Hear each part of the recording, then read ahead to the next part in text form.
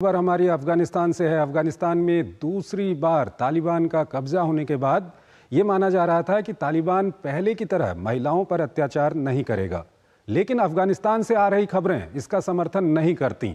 अफगानिस्तान में लगातार महिलाओं पर अत्याचार बढ़ रहा है और महिलाओं को पुरुषों के समान खड़े होने में काफी मुश्किलों का सामना करना पड़ रहा है वहां पर। ये विदाई के नहीं, बेरहमी से कत्ल हुए सपनों के बाद निकलने वाला आंसू है। इन बच्चियों की आकांक्षाओं का कातिल कोई और नहीं, इनके हुक्मरान तालिबान हैं, जिन्होंने पाषाण काल का एक और फरमान सुनाते हुए देश की सेहत का ख्याल रखने वाली छात्राओं के कदमों को घर की दहलीज पर ही बांध दिया है। तालिबान ने अफगानिस्तान में महिलाओं की नर्सिंग की ट्रेनिंग पर बैन लगा दिया है। ये फैसला हाल ही में स्वास्थ्य अधिकारियों की बैठक में लिया गया। हालांकि मामले में कोई आधिकारिक बयान नहीं आया है, लेकिन बैठक के दौरान ही उन्हें कहा गया कि महिलाएं और लड़कियां अब इन संस्थानों में पढ़ाई नहीं कर सकती हैं। इसकी कोई वजह नहीं बताई गई है। फैसले के बाद काबुल में नर्सिंग की पढ़ाई कर रही छात्रों को संस्थान में प्रवेश करने से रोक दिया गया।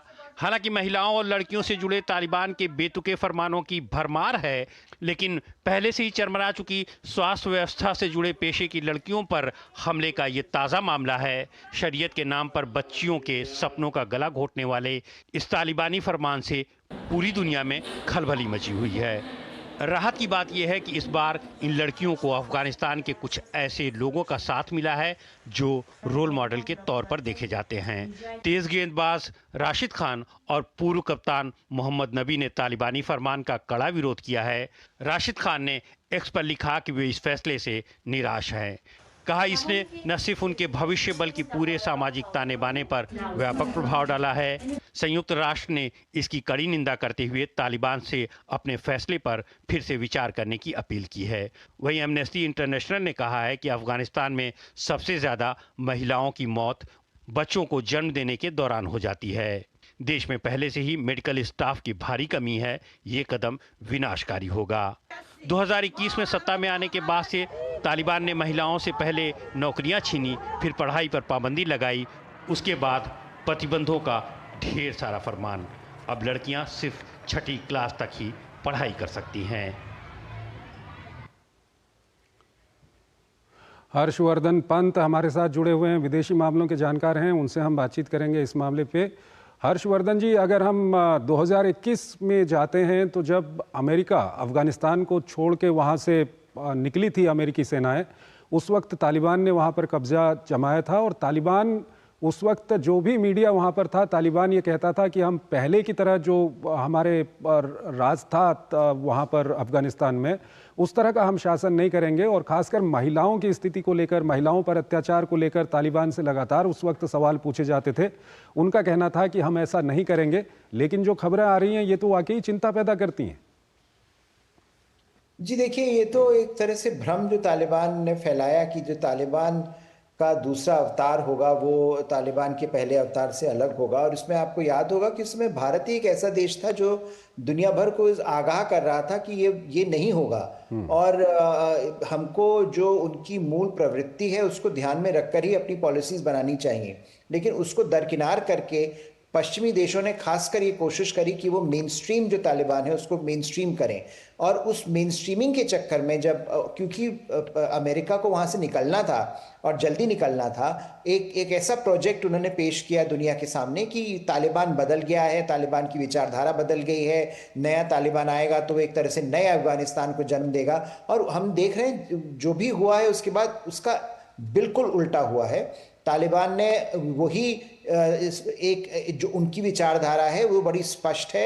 उसमें महिलाओं के लिए सामाजिक, राजनीतिक, आर्थिक कोई रोल उनको नहीं देखते हैं। और वो मार्जिनलाइज महिलाओं को, माइनॉरिटीज़ को करते आ रहे हैं। जो आपने जिसका जिक्र किया वो एक सबसे लेटेस्ट एक इसी का नमूना है। और मुझे नहीं लगता कि ये बदलने वाला भी है, क्योंकि एक तरह से कई ऐसे देश हैं जो अफगानिस्तान या तालिबान की जो सरकार है उसके साथ अब आगे कारोबार करने को भी तैयार नजर आ रहे हैं। तो तालिबान के पास ऐसा कोई इंसेंटिव नहीं है कि वो अपने आप को बदले।